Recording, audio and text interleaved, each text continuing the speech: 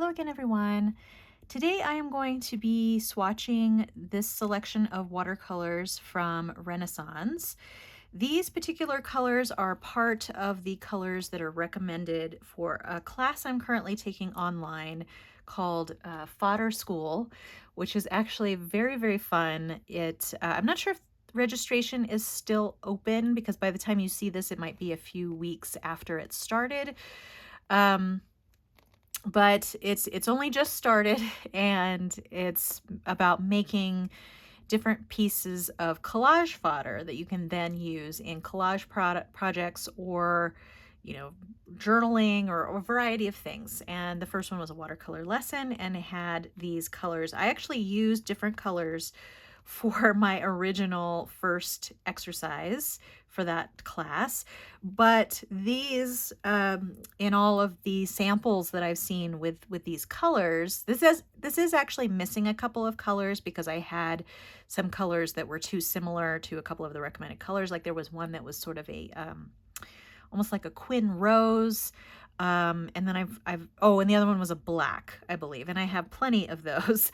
So I only got the colors that I thought might be a little bit more interesting to have in my collection because I'm always looking for some interesting yellows. And these three are different variations on yellow. And Prussian blue, I actually love Prussian blue, but I don't have Prussian blue, or at least if I do, it's only like one tube at this point. And I don't have Prussian blue in my collection. I was actually looking for it the other day when I was trying to make something, and I realized, well, this is a hole. So that was kind of strange. But then this is Sepia and Sap Green, both colors that are, even though Sepia and Sap Green I have in other color brands, these are a little bit different looking. So I got these, and actually the class recommends the hard pans, but they were out of stock when I ordered them. So they came in these little boxes. There is one shop only that I'm aware of on Etsy that sells this brand of watercolors. I believe they're from Poland. And so the person who sells them on Etsy, I'll put a link to her shop below, is one of, if not the only distributor of these watercolors here in the United States. Now, whether you may be able to get them from other places in the world, perhaps. So I would look into other options if you're not in the United States and can't get it from this shop. So here is her little card as well. Try not to get that reflection there. But I'll put this link to her Etsy shop down below. And then it came with this really nice little note about Fodder School and watching a bunch of the different things that people are doing with this first lesson. And then this is what she's calling a little piece of fodder with watercolor, which I think is really quite cute.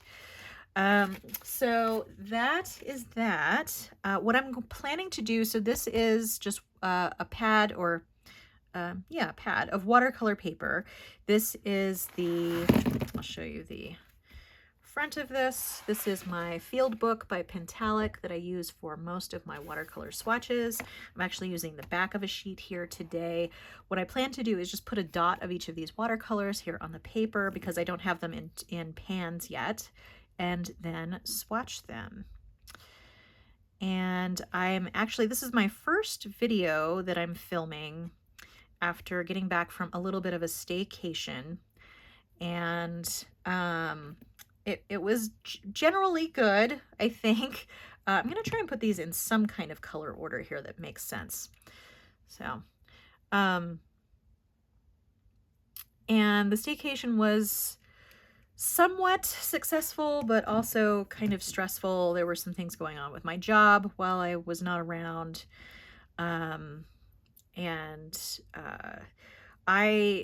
This is something I haven't really talked about on the channel very much, but I suffer from depression and anxiety, and I've been having some issues with that lately. And I really want to try and get rid of the stigma surrounding those things because a lot of people have issues with depression and anxiety, and whatever help you need to get to help you with that, I think shouldn't be stigmatized. And basically what was happening with me is the current medication that I'm on just was not working for me. So I'm having to switch out. But I did want to talk about it and say that art classes have been really a big thing that has helped me through a lot of that, because one of the things with, oop, oh, that's going to be a lot of blue there. It just came squishing out. Because one of the things with, especially with my anxiety, is I tend to kind of freak out a little bit. So I like to have things that I can focus my mind on and sort of channel my energy in a better way that's more productive. And art classes are a really good way for me to do that.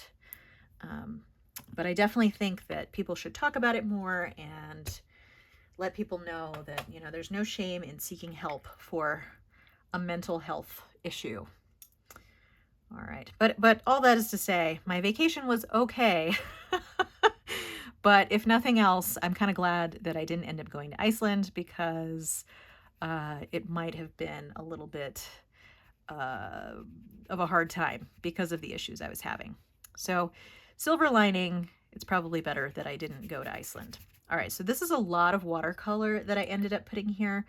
What I generally like to do with these swatch sheets that are in this book is I generally like to tear them out when I am done with the book itself and use them for collage material or draw on them or something like that. So this is an awful lot of pigment, but even though it is an awful lot, I'm going to continue to spread it around the page. The other ones shouldn't be as much. And I will definitely use this for something else. So the pigment will not be wasted. And this Prussian blue is gorgeous. It's like absolutely gorgeous. And it's, even when you don't have this much pigment on the page, it is a very saturated blue. So you can actually use very little paint, which is kind of ironic. But in this case, you have you have quite a concentration here, but it's also showing you, you know, what you can get more watered down here on the bottom or in these little areas here. And I think I'm going to stop with that. But Prussian blue is just a gorgeous color.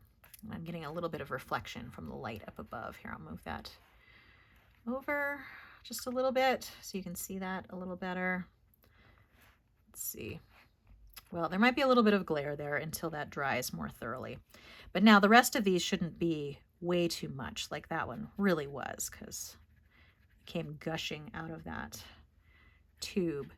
So this one here is Sap Green, and Sap Green tends to be pretty different across brands. Not all Sap Green is made the same way. It doesn't always use the same pigments. And actually, I am going to tell you what pigments these are. So the Prussian blue is usually a single pigment. This is PB27. And then the Sap Green can be two pigments. So let's see. Yes, so the Sap Green is PG7 and PY83. But it's a really lovely Sap Green, and I think it would make some really nice leaves for sure.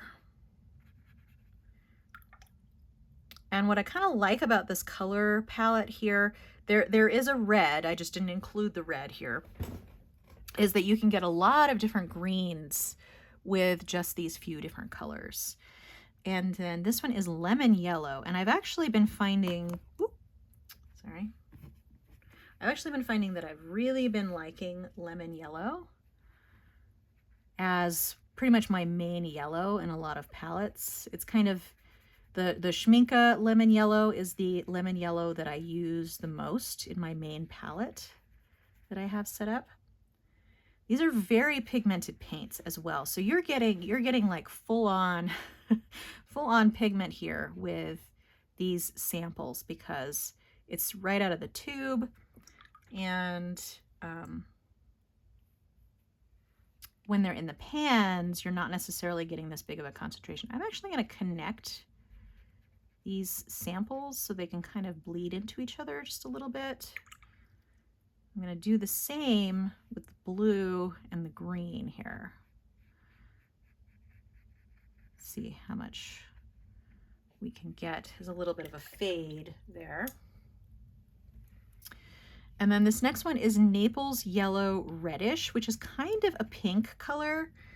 So even though it's Naples yellow, it's really more of a pink, but that is true for this particular color in a lot of different brands, that it's this color here.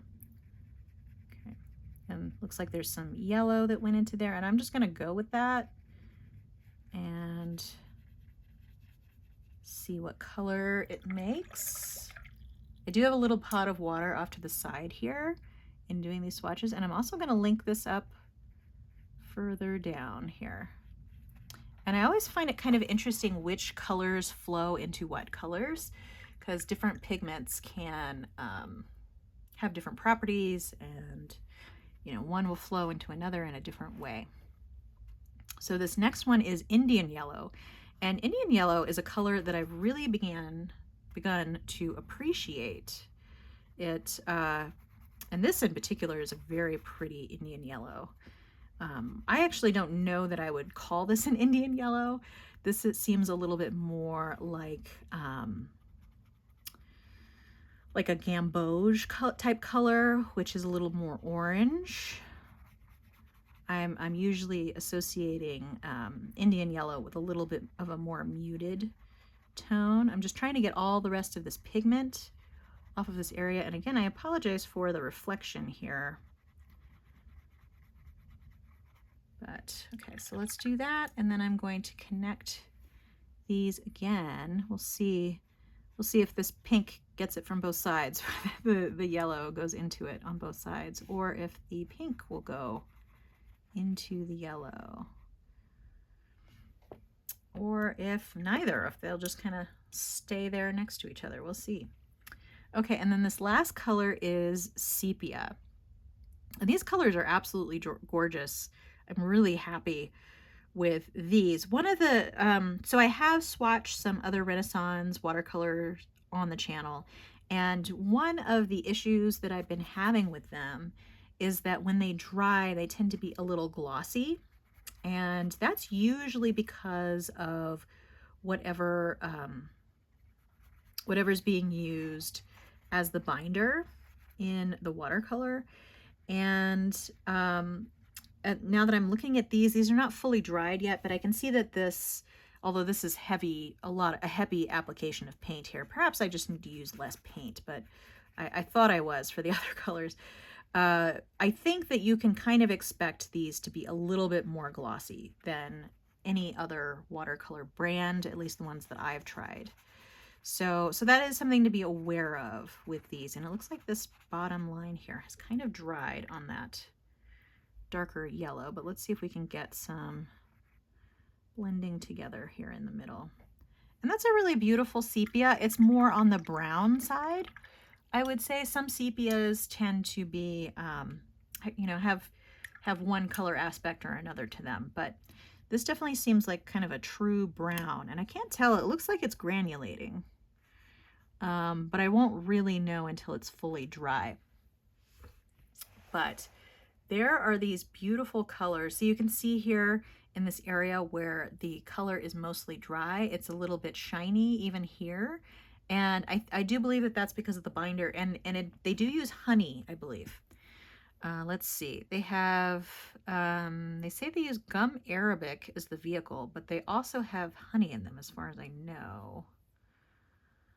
Yes, it says it's honey based. And so honey is naturally a little bit shiny, but if you know that and you go into painting knowing that you're going to get a little bit of shine on your watercolor, you can either apply less liberally, like here you're not seeing as much shine where there's less pigment, or, you know, just go with that, and that's something that you can go with there.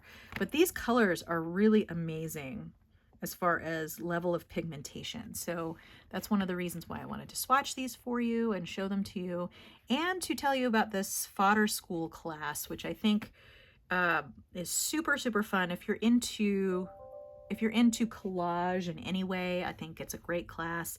I will put a link down below to the sign up page for that. Like I said, I'm not sure if they're still accepting signups for this current year because it goes the whole year long. But it seems like they've been doing it every year for a little while. So I will, like I said, I will go ahead and put that link down there. I'll put the link to where I got my watercolors. And just to recap, this is Prussian blue, gorgeous, gorgeous blue color. This is sap green. This is lemon yellow. This is Naples yellow reddish. This is Indian yellow, and then sepia. And these are gorgeous. And I really like that you could take these here at the end and really, you know, blend in any combination and come up with something pretty interesting in the warm color family. I really like that. And then over here, same goes, you know, you can mix these all together and come up with something really nice in the cool family. And I also think if you cross-pollinated in between warm and cool, you probably could get some really nice neutrals out of this as well. But I'm not going to be doing the actual mixing today. This was really just to swatch these. You can see for the most part, this one is dry here on the bottom. Even though it is dry, I am still seeing a little bit of shine in some of the areas. And this is all relative, right? So I'm seeing more shine than I would in other watercolors. But that's kind of been my my determination after using these a bit. And I think that I would actually use these right out of the tube, again, just based on my prior experience, based on putting them in pans, because they did lose a lot of volume putting them in the pans, and I think that kind of concentrated them a little bit and brought out this shine a little bit more. So that's something else to think about. But I think as pigment wise, they are gorgeous. I'm really liking what's going on over here. It does look like this brown is granulating. I think that's the only one of these that is.